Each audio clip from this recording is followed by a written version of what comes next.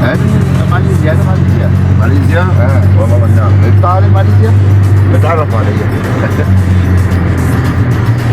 Khalid Al-Walid. Pagi ini kita ada satu aktiviti yang bersejarah sangat menarik, iaitu kita akan melawat Syekh Usama Al-Rifai. Siapa Syekh Usama Al-Rifai ni? Beliau adalah Mufti Agung Suria. Beliau menetap di sini, lahir di sini pada tahun 1994 di Damsyik, dan beliau ni adalah seorang putera kepada seorang ulama terkenal, Syekh Abdul Karim Al-Rifai, dan menempuh pendidikan di Universiti Damsyik. Lulus pada tahun 1971 dalam sarjana Bahasa Arab dan Sastra Arab. Dan sekarang ni beliau selepas kejatuhan rejim Bashar Assad, beliau telah diangkat menjadi Mufti Agung pada tahun 2025 oleh Presiden Ahmad Ashara.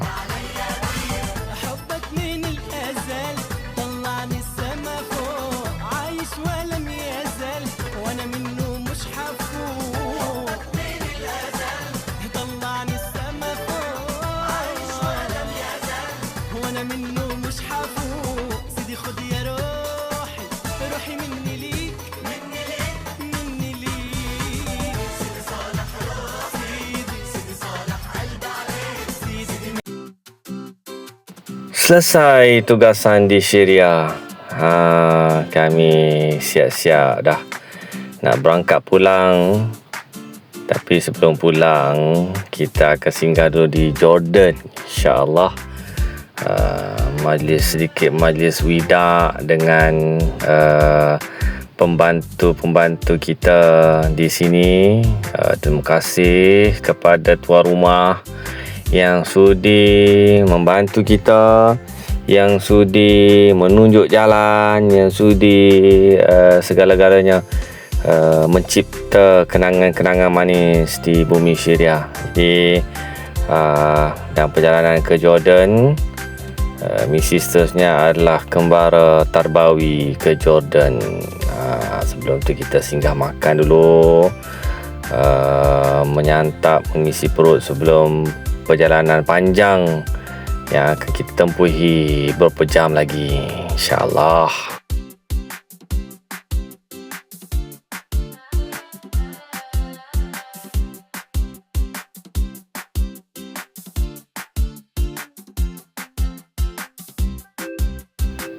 On the way ke Jordan, kita singgah ke satu perkampungan namanya Nawa.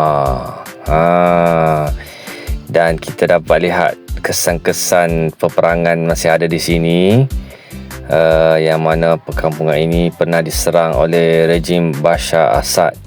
Lihatlah betapa kemusnahan yang dilakukan oleh pemimpin terdahulu mengakibatkan kemusnahan yang sangat besar. Walaupun tanah ni sangat subur, kita tengok pokok-pokok menghijau, Masya Allah, pokok zaitun, pokok tin, tetapi malangnya di tangan-tangan manusia telah berlakunya kemusnahan. Ni kita singgah sebentar di makam Imam An-Nawawi. Tadi kita tengok video tempat Imam Nawawi tulis kitab. Inilah dia tuan kuburnya, tuan penulis kitab tu ada di sini. Kalau kita tengok di atas makam tersebut ada satu pokok yang besar. Pokok ni sebenarnya telah diganti dari pokok asalnya. Pokok asalnya sebelum ni dikatakan tumbuh kerana ingin memecahkan tembok yang dibina oleh penduduk tempatan. Imam Nawawi tidak benarkan binaan di atas kuburannya, maka pokok tumbuh membesar di atas kuburan tersebut. Dikatakan begitulah, wallahualam. Lepas tu zaman peperangan, pokok tersebut telah musnah. Jadi dia ambil pokok baru, diletakkan di atas perkuburan ini sebagai satu simbol lah, makam Imam Nawawi. Perjalanan diteruskan lagi ke Jordan. InsyaAllah perjalanan darat, kita lalu jalan darat yang akan melepasi immigration yang memakan masa berjam-jam melalui jalan darat, insyaAllah.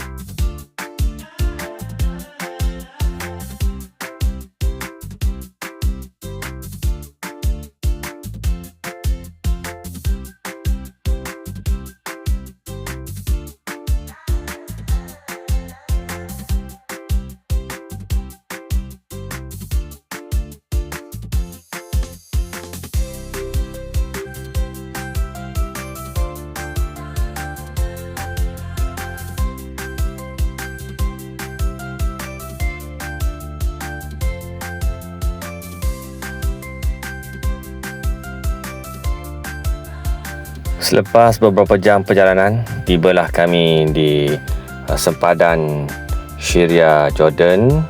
Di hadapan tu dah tempat immigration nak masuk ke border.